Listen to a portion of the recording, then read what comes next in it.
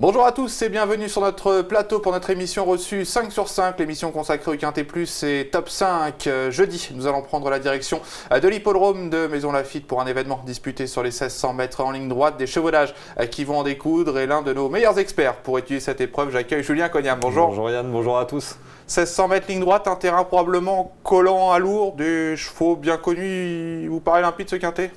Limpide, j'irai pas jusque-là, mais c'est un très bon lot, je pense, de chevaux qu'on va revoir souvent cette année. Maison Lafitte en ligne droite, on le sait, la corde a son importance, donc on a pris ça en compte, mais je pense que la course est déchiffrable. Ça marche, on va écouter sans plus tarder votre sélection. Alors le 15 Hippolyte devant le 10 Santa Manza, le 7 Waikika, le 5 Master Spirit, le 9 Hello My Love, le 12 Paraji, le 11 Crispen et le 16 Ningal.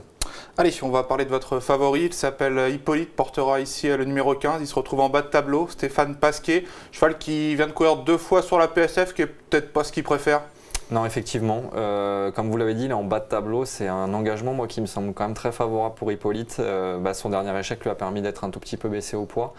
Il a fait une rentrée qui était très bonne sur le sable en portant énormément de poids. Je pense qu'il a accusé le coup la sortie d'après, deuxième course après une longue absence, il était absent depuis juin de l'année dernière.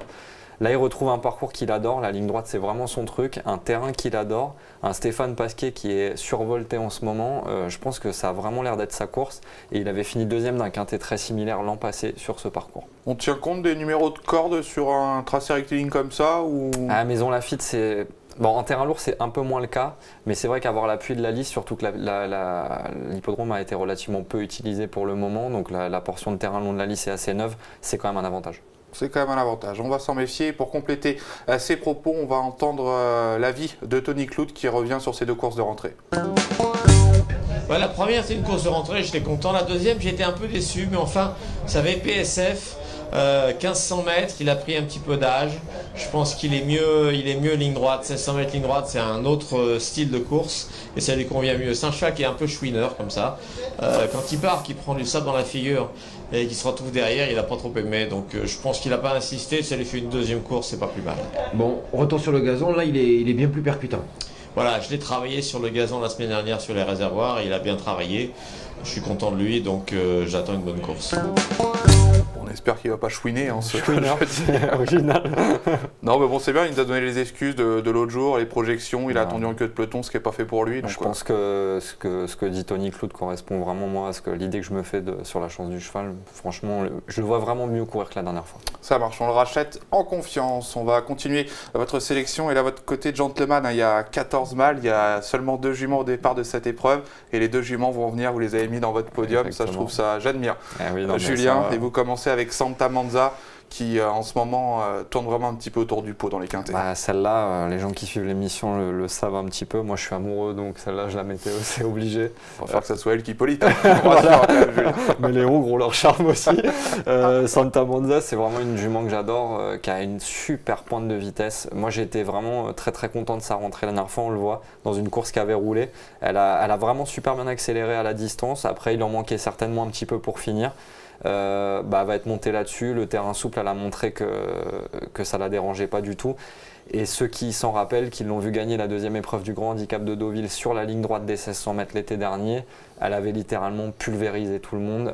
Je pense que ça va vraiment être son truc. Elle va pas être loin du but.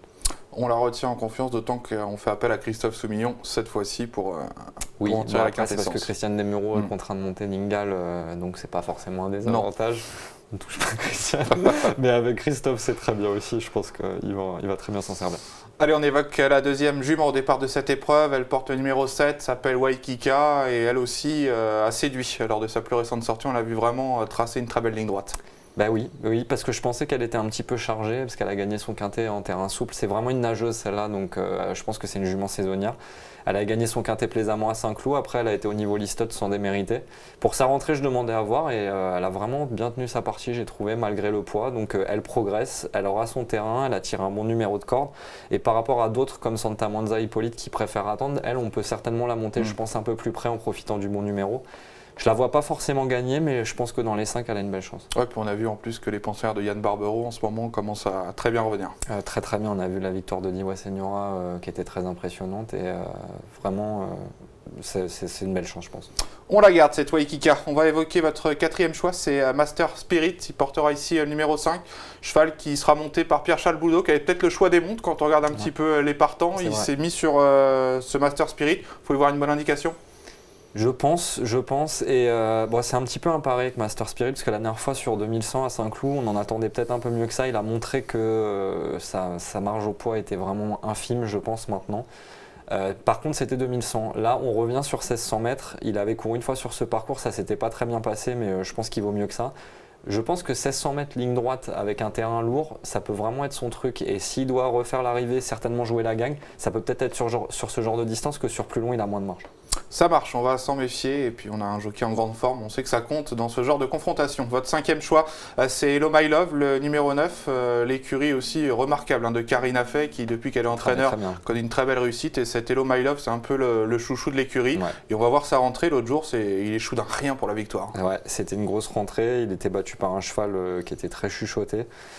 Karina Fay, oui, dans les quintets, elle est très en vue. C'est vraiment l'entraînement qui réussit bien. Hello My Love, c'est un très très bon cheval, je pense, qui a un petit peu de marge. Alors lui, son souci, c'est peut-être qu'il est un peu inconstant, un peu caractériel. Moi, je pense qu'il faut une course qui roule avec lui, comme ça avait été un peu le cas là. Il n'était pas trop loin, il avait eu ses aises pour accélérer. Quand il est contrarié, il peut avoir des jours sans. Alors là, si la course avance, qu'il y a un cheval qui va devant et qui fait du train et qui peut accélérer à 200-300 mètres du poteau, il va finir vite parce qu'en plus, le terrain ne le dérange absolument pas. Ça marche, on s'en méfie. Voilà, on a passé les principaux favoris de Julien. Avant de se quitter, on va demander une pépite. Je crois qu'elle est en fin de programme et c'est un cheval qui, l'autre jour, a joué vraiment de malchance. Vous l'avez vu la course? Ah oui, j'ai vu la course. Voilà. Il y a eu des malheureux, ceux qui l'avaient joué devaient avoir beaucoup de regrets.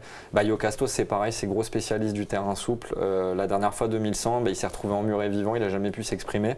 Là, sur 1600 mètres ligne droite, il devrait avoir un peu plus ses aises. C'est un exercice qu'il adore. Je pense qu'il faut en profiter tant que la forme est là. Ouais, puis beaucoup de partants, donc la cote, il n'y aura pas 3 contre 1. Je pense je pense qu'on peut compter sur un 5-6 contre 1. Ça marche, on s'en méfie de ce 811. Pardon. Merci Julien pour vos précisions à propos de ce Quintet Plus. Et nous, on se retrouve sur ce plateau pour l'événement de vendredi soir qui aura pour cadre l'hippodrome de Vincennes. 19h47, désormais le départ en nocturne. J'accueillerai Mathieu Le Balleur sur ce plateau. Merci à tous. Ciao, ciao. Au revoir.